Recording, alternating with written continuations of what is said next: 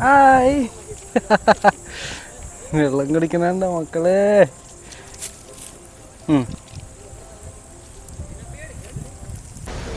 Hello സുഹൃത്തുക്കളെ, നമ്മളുടെ ചാനലിലെ മറ്റൊരു യാത്രയിലേക്ക് എല്ലാവർക്കും സ്വാഗതം. ഞാനിന്ന് എത്തിയിട്ടുള്ളത് അറബിക്കടലിലാണ്. ഇവിടെ പുറകിലായിട്ട് കാണാൻ സാധിക്കും gateway of India, Taj ഹോട്ടലൊക്കെ. ഇപ്പോൾ നമ്മൾ അറബിക്കടലിലൂടെ ഇങ്ങനെ സഞ്ചരിച്ചുകൊണ്ടിരിക്കുകയാണ്. അപ്പം നമുക്ക് പോകേണ്ട സ്ഥലം എലിഫൻ്റ കേവ്സ് എന്ന് പറയുന്ന വളരെയധികം യുനെസ്കോയുടെ ലോക പൈതൃക പട്ടികയിലൊക്കെ പെട്ടിട്ടുള്ളൊരു സ്ഥലമാണ്. അപ്പോൾ ആ സ്ഥലം കാണിക്കാനായിട്ടാണ് നിങ്ങളെ ഞാനിന്ന് കൊണ്ടുപോകുന്നത്.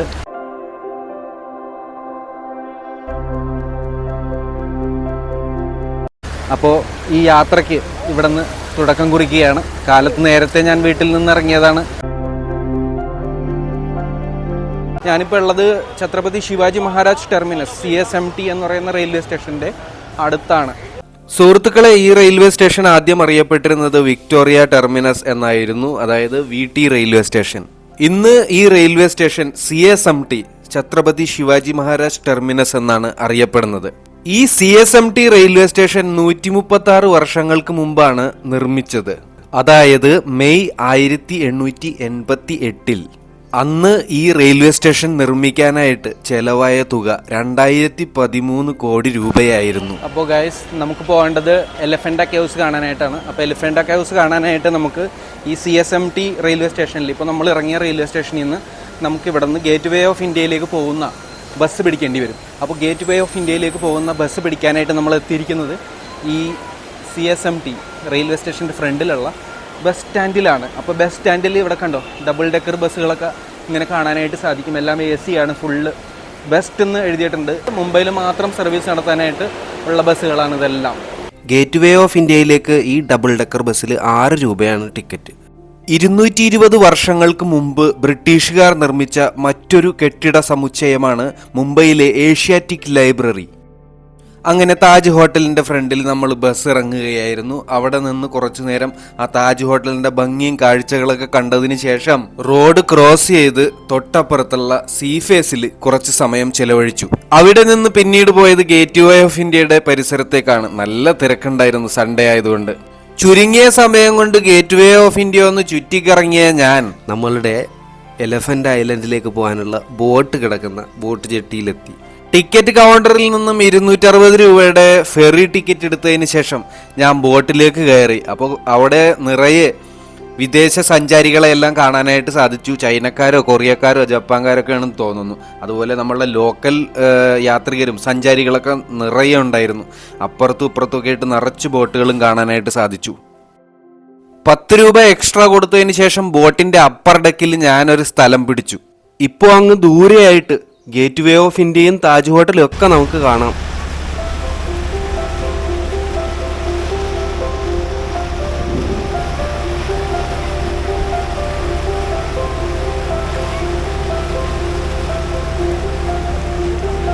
മുംബൈയിലെത്തുന്ന സഞ്ചാരികൾ തീർച്ചയായും ചെയ്തിരിക്കേണ്ട ഒരു കാര്യമാണ് ഈ ഗേറ്റ് വേ ഓഫ് ഇന്ത്യയിൽ നിന്ന് എലിഫൻ്റ കേവ്സിലേക്കുള്ള ബോട്ട് യാത്ര.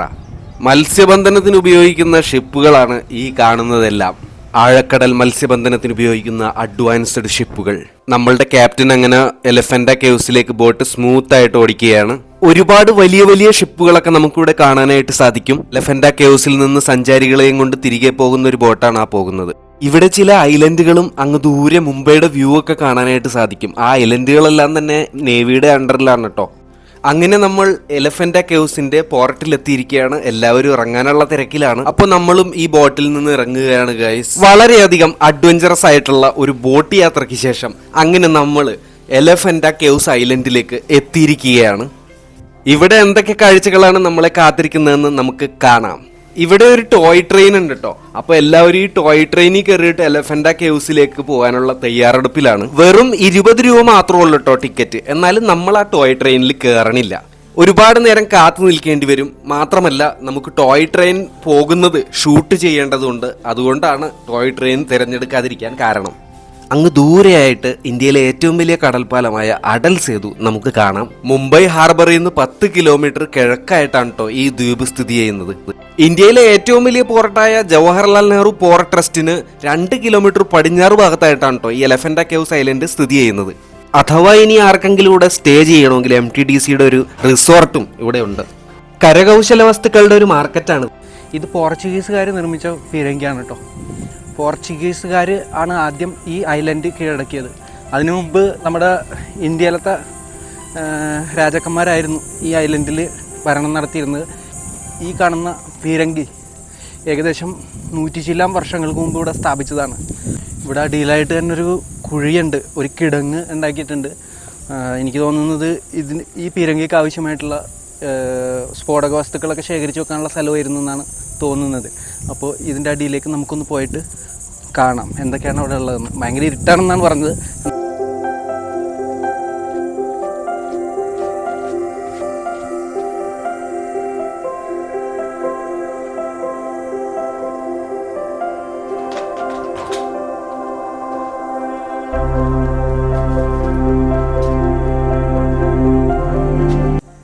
നമ്മളിവിടെ എത്തിക്കഴിഞ്ഞപ്പോൾ ഒരു അതിഥീനെ കാണാനായിട്ട് സാധിച്ചു.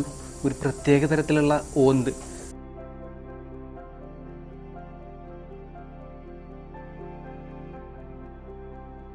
ഇനി നമുക്ക് ഈ അടിഭാഗത്തേക്കൊന്ന് പോയി നോക്കാം.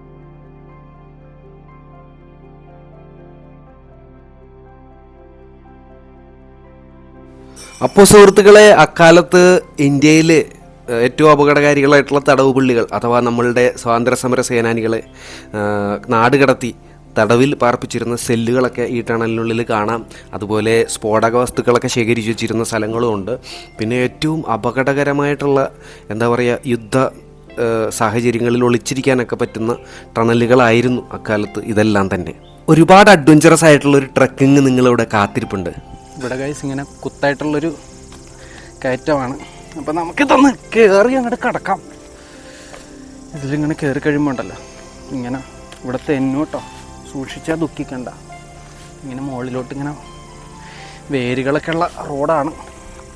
വേരുകളിലൊക്കെ പിടിച്ചിങ്ങനെ കയറാം. നല്ല അടിപൊളി ഒരു എക്സ്പീരിയൻസ് ആട്ടോ അവിടെ. ഇവിടെ പുറകിലായിട്ട് കാണാനായിട്ട് സാധിക്കോട്ടാ. ഇത് Jawaharlal Nehru international port trust JNPT എന്ന് പറയുന്ന പോർട്ടാണ് ഇവിടെ നിങ്ങൾ ഈ കാണുന്നത്. ഇപ്പുറത്തെ ഭാഗത്തായിട്ട് അടൽ ബിഹാരി വാജ്പേയി പാലം, ഇന്ത്യയിലെ ഏറ്റവും വലിയ കടൽ പാലമാണ് അപ്പുറത്തുള്ളത്.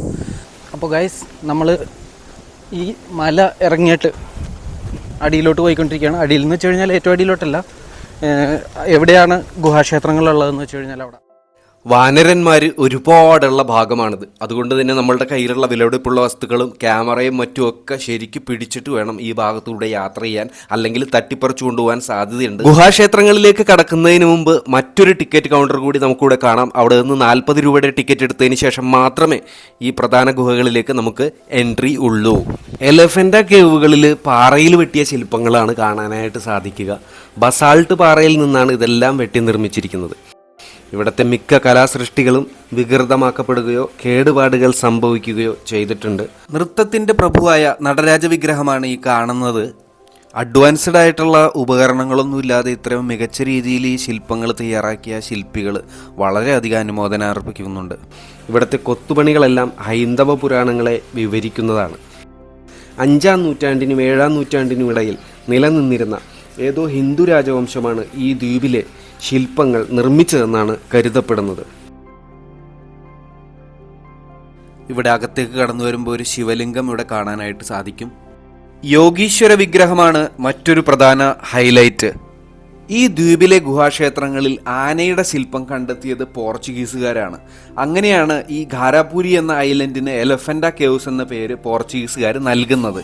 ഏകശിലയിൽ തീർത്ത സദാശിവ വിഗ്രഹം ഇത് ഞാൻ പല ചിത്രങ്ങളിലൊക്കെ കണ്ടിട്ടുണ്ട്. നേരിട്ട് കണ്ടപ്പോൾ ഉണ്ടല്ലോ ആ ഒരു അത്രയും വലിയ ആ ഒരു ശില്പം, ഇതിങ്ങനൊരു കാഴ്ച എന്നും മനസ്സിൽ തങ്ങി നിൽക്കുന്നതായിരിക്കും. ഇന്ത്യൻ ഉപദ്വീപിലേക്കുള്ള ഒരു നാവിക താവളമായിട്ടാണ് പോർച്ചുഗീസുകാർ പിന്നീട് ഈ ദ്വീപിനെ മാറ്റിയത്. അതിനു മുമ്പ് ഇതൊരു ശിവക്ഷേത്രമായിട്ട് പ്രവർത്തിച്ചു പോന്നിരുന്നു. തുടർന്ന് വിഗ്രഹങ്ങൾക്ക് കേടുപാടുകൾ വരുത്തുകയും വിഗ്രഹാരാധനയ്ക്ക് വിലക്ക് ഏർപ്പെടുത്തുകയും ചെയ്തു. 1909 ബ്രിട്ടീഷുകാർ ഈ ദ്വീപ് ഏറ്റെടുക്കുകയും ശില്പങ്ങൾ സംരക്ഷിക്കാനുള്ള നടപടികൾക്ക് തുടക്കം കുറിക്കുകയും ചെയ്തു. 1970 ഗവൺമെന്റ് ഓഫ് ഇന്ത്യ ഈ ശില്പങ്ങൾ പുനഃസ്ഥാപിക്കുകയും ആർക്കിയോളജിക്കൽ സർവേ ഓഫ് ഇന്ത്യയുടെ അണ്ടറിൽ ഈ സൈറ്റ് കൊണ്ടുവരികയും ചെയ്തു. ഭയങ്കര ചൂടാണ് ഇവിടെ. അപ്പോൾ ഉള്ളിലത്തെ കാഴ്ചകളൊക്കെ കണ്ടതിന് ശേഷം പുറത്തേക്ക് വന്നിരിക്കുകയാണ്. വെള്ളം എടുക്കാനുള്ള തിരക്കാണ് ഇവിടെ പുറകിലായിട്ട് കാണാൻ സാധിക്കുക. ഇവിടെ കുടിവെള്ളം എന്ന് പറഞ്ഞു കഴിഞ്ഞാൽ മിനറൽ വാട്ടർ ഇതിൻ്റെ ഉള്ളിൽ കിട്ടില്ല. ഇവിടെ കുടിക്കാനായിട്ട് ഗവൺമെൻറ്റിൻ്റെ വക ടാപ്പുകൾ വെച്ചിട്ടുണ്ട്. അപ്പോൾ അതിൽ നിന്ന് വെള്ളം ശേഖരിക്കാനുള്ള തിരക്കാണ് ഈ പുറകിൽ കാണുന്നത്. ഉള്ളിൽ 2 കേവുകളിലാണ് പ്രധാനമായിട്ടും കാണാനുള്ള കാഴ്ചകളുള്ളത്. അതൊക്കെ നമ്മൾ കണ്ടു കഴിഞ്ഞു. അപ്പോൾ ഇനി ഇവിടെ അധികം നേരം ഇനി നിൽക്കേണ്ടതിൻ്റെ ആവശ്യമില്ല. ഇവിടെ ചുറ്റുപാടും നിറച്ച് കടകളാട്ടോ, സോവനീറുകളും പല പല പ്രത്യേകതരമായിട്ടുള്ള കാര്യങ്ങളൊക്കെയാണ് ഇവിടെ ഉള്ളത്. മാലകൾ, ഫോട്ടോകൾ, ഒരുപാട് ഐറ്റംസ്, നിറയെ ഡ്രസ്സുകളുടെ കടയുണ്ട്. അതുപോലെ ട്രോഫി, ഭക്ഷണം കഴിക്കാനായിട്ട് റെസ്റ്റോറൻറ്റ് എല്ലാം ഉണ്ട് കേട്ടോ. ഒരു വലിയ പൂരത്തിന് വന്ന പോലെ തോന്നുന്നുണ്ട്.